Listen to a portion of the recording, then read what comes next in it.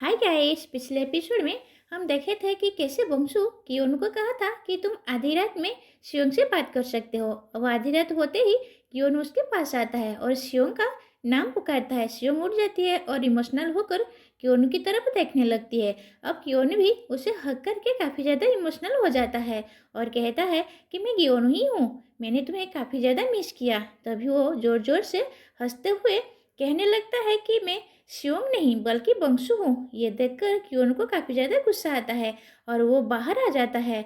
वो बड़बड़ाते हुए कह रहा था कि किसी दिन मैं इस बंशु का काम तमाम कर दूंगा। आखिर वो मेरे साथ ऐसा कैसे कर सकता है। जिसके बाद वो जिहो के पास ही जाकर सो जाता है और जिहो को तो कुछ भी समझ में नहीं आ रहा होता है। नेक्स्ट मॉर्निंग बंशु फिर से हमारे कियोन को टिच कर रहा होता है। इन सब से कियोन काफ़ी ज़्यादा परेशान होकर वहाँ से बाहर चला जाता है। जिसके बाद वो उससे कहता है कि क्या वो मुझसे कुछ ज़्यादा ही नाराज है। जियो कहता है कि मुझे नहीं पता। ये सुनने के बाद वो उसके मुंह में कुरकुरे ठूस देता है। तभी वहाँ एंट्री होता है कियोनु की, जिसे देखने के बाद वो उसे बेबी बेबी कहकर उसके पीछे जाने लगता है, पर कियोनु उसे इग्नोर करके अंदर की तरफ चला जाता है। और जिहो इन सब से काफ़ी ज़्यादा परेशान हो जाता है। आखिर ये सब कब तक चलने वाला है। बंशु कियोनु से कहता है कि आज रात फिर तुम्हें ट्राई करना चाहिए। ये सुनने के बाद कियोनु कहता है कि तुम मेरी पेशेंस का टेस्ट मत लो। तभी एंट्री हो जाती है जिहो की, जो कहता है कि आखिर तुम दोनों कर क्या रहे हो। अब हम जिहो और कियोनु को एक साथ देखते हैं, जहाँ पर जिहो उससे कह रहा था कि मैंने उसे रोते हुए देखा है, वो भी शियोंग के लिए। जैसे तुम और मैं शियोंग के लिए सीरियस है, वैसे बंशु भी है। तुम्हें उससे अच्छे से बात करनी चाहिए। मुझे ऐसा लगता है कि बंशु की भी अपनी कहानी है जो वो किसी को भी नहीं बता सकता। जिसके बाद वो कुछ टॉयज को विन करते हैं। अब हम गियोनु को देखते हैं, जो वो टॉय को लेकर सीधे बंशु के पास जाता है और उससे कहता है कि तुम मुझे माफ़ कर दो, मैंने तुम्हारे साथ अच्छे से बिहेव नहीं किया। ये सुनने के बाद बंशु काफ़ी ज़्यादा इमोशनल हो जाता है और कहता है कि क्या तुम शियोंग की जगह मर सकते हो। मैं ज़्यादा देर तक इसकी बॉडी में नहीं रह सकता, इसकी बॉडी वीक हो चुकी है। मैं तुमसे भीख मांगता हूँ, प्लीज़ तुम उसकी जगह पर मर जाओ। जिसके बाद वो बच जाएगी। ये सुनने के बाद कियोनु कहता है कि क्या सच में ऐसा हो सकता है। बंशु कहता है कि हाँ, तुम उसे मिलना चाहते थे ना, वो स्कूल के लॉकर के अंदर छुपी हुई है, तुम उसके पास जाओ और उससे कहना कि तुम बंशु हो। तुम उसके पास जाकर उसे कॉल करोगे तो वो तुम्हारे पास आ जाएगी। अब कियोनु बंशु बनकर शियोंग के पास जाता है और वो जैसे ही उसे कॉल करता है तो वो लॉकर के अंदर से बाहर निकल आती है। जिसके बाद वो दोनों ही बातें करने लगते हैं। यहाँ पर कियोनु उसे देखकर काफ़ी ज़्यादा इमोशनल हो जाता है और ये कुछ भी नहीं कहता। अब शियोंग कहती है कि आज तुम कुछ बोल क्यों नहीं रहे, तुम्हें कुछ हुआ है क्या। पर थोड़ी देर बाद वो समझ जाती है कि ये बंशु नहीं बल्कि कियोनु है।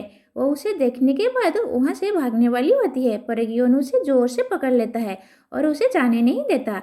जिसके बाद शियोंग काफ़ी ज़्यादा इमोशनल हो जाती है और कहती है कि मुझे यहाँ से जाना होगा, वरना मैं तुम्हें हर्ट कर दूंगी। कियोनु उसे जाने नहीं देता और वो कहता है कि सब कुछ ठीक है। जिसके बाद वो उसे चेयर पर बिठा देता है और सारे ही लोगों के बारे में बताने लगता है कि सारे ही लोग अपने लाइफ में बहुत ही अच्छा कर रहे हैं। अब शियोंग उसे पूछने लगती है कि तुम बताओ तुमने क्या किया। ये सुनने के बाद कियोनु याद करता है कि कैसे वो तीर कमान लेकर घोस्ट के पीछे पीछे जाकर बस शियोंग को ही ढूंढ रहा था।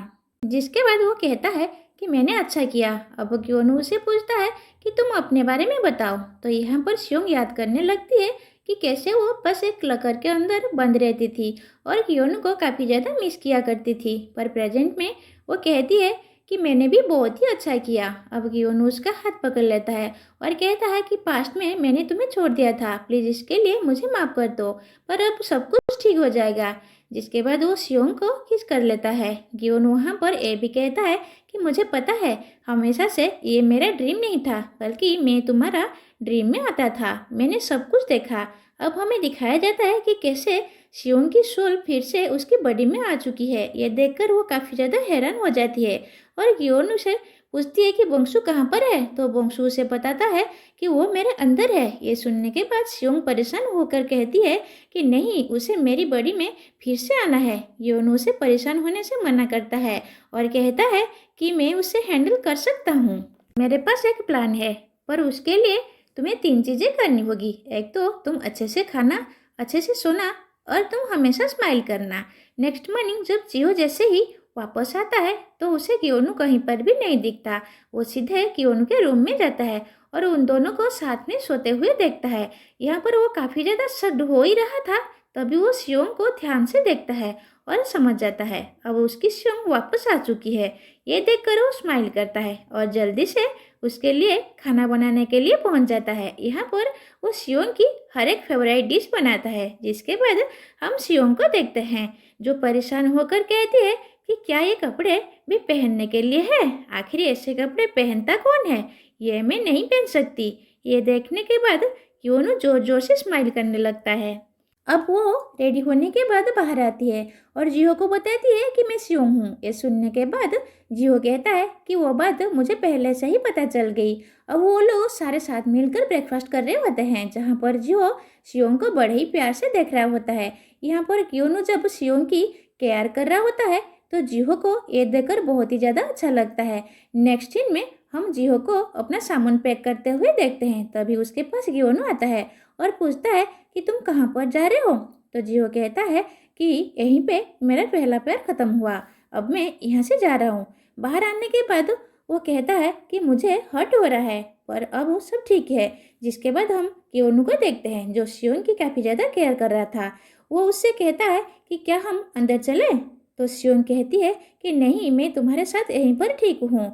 जिसके बाद वो उसके शोल्डर पर सर रख कर सो जाती है। एंड इसी के साथ आज का एपिसोड यहीं पर ख़त्म होता है। Bye bye.